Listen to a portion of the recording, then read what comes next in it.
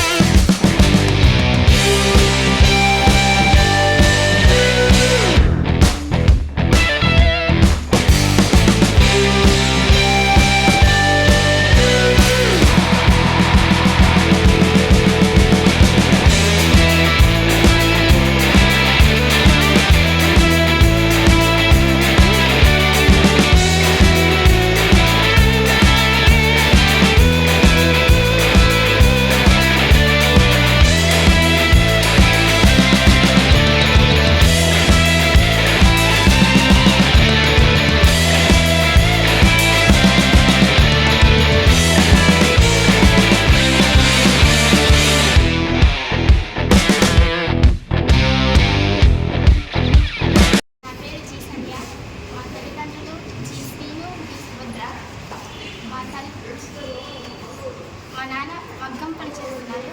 నేను 10వ తరగతి ZP girls school Venkatagiri Tirupati జిల్లాలో చదివాను. నాకు 545 మార్కులు వచ్చాయి.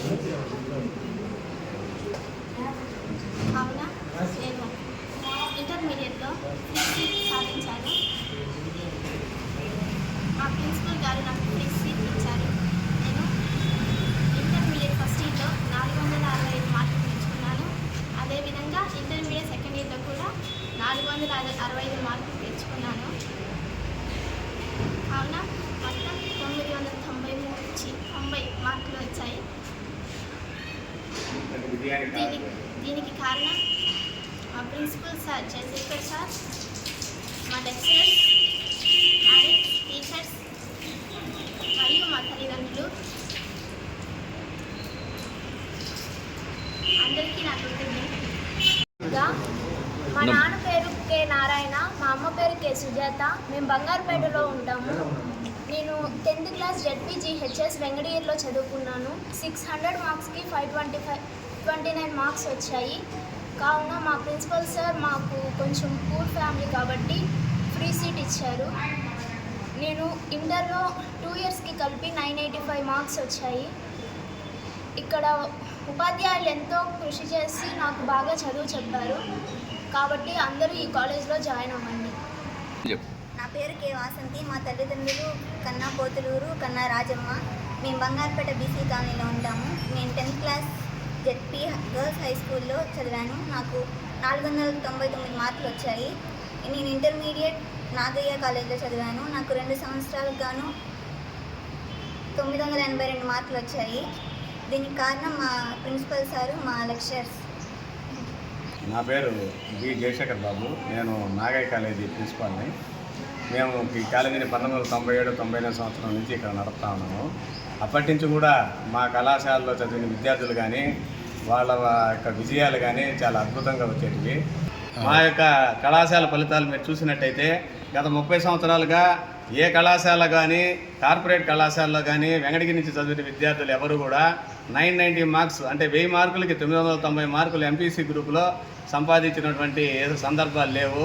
కానీ అంటే దీన్ని బట్టి మీకు అర్థమయ్యేది ఏంటంటే మా కళాశాల విద్యార్థుల్ని మేము ఏ రకంగా వాళ్ళని ముందుకు తీసుకెళ్లాలో అనేది ప్రతి క్షణం ఆలోచించి వాళ్ళ యొక్క భవిష్యత్తును తీర్చిదిద్దే వాళ్ళు అవుతాము. అదే కాకుండా 990 కాకుండా 985 రితికా అనే అమ్మాయి కానివ్వండి, 982 వాసంతి కానివ్వండి, 982 దివ్యశ్రీ కానివ్వండి, ఇక్కడ సాధించి వీళ్ళందరూ కూడా గవర్నమెంట్ గర్ల్స్ హై స్కూల్ పిల్లలే.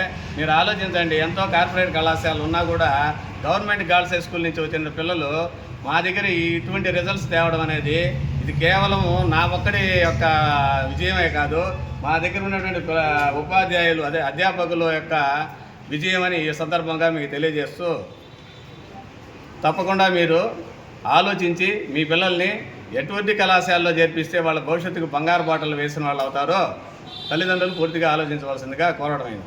ఈ వెంకటగిరిలో నా దగ్గర చదివిన పిల్లలు సుమారుగా 170% మంది చాలా వివిధ రకాలైనటువంటి జాబ్స్లో సెటిల్ అయ్యారు.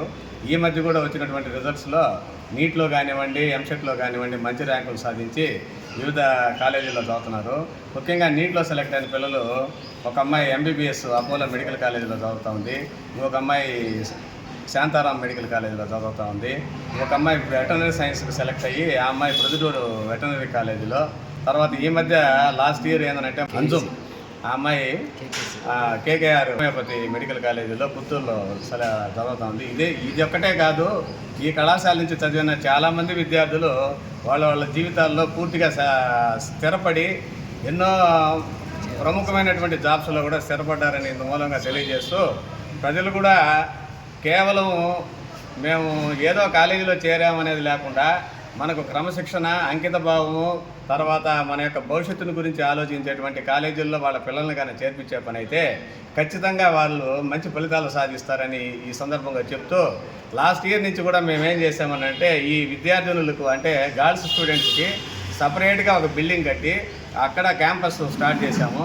కాబట్టి ఆడపిల్లలు కూడా మా కాలేజీలో చేరితే వాళ్ళ యొక్క భద్రతకు కానీ ఇతర విషయాలకు కానీ చాలా బాగుంటుంది.